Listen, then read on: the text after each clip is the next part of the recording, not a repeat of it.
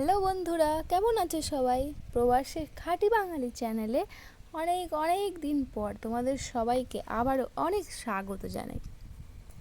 তো এবারে যাচ্ছি নতুন আরেকটা দেশে, আর আমাদের সাথে যোগ দিয়েছে নতুন একজন অতিথি।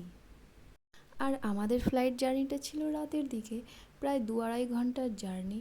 তো কিছুটা জেগে কিছুটা ঘুমিয়ে আমরা বেশ ক্লান্ত হয়ে বাড়ি ফিরেছিলাম প্রায় ভোরের বেলা, একদম 4টে বেজে গিয়েছিল।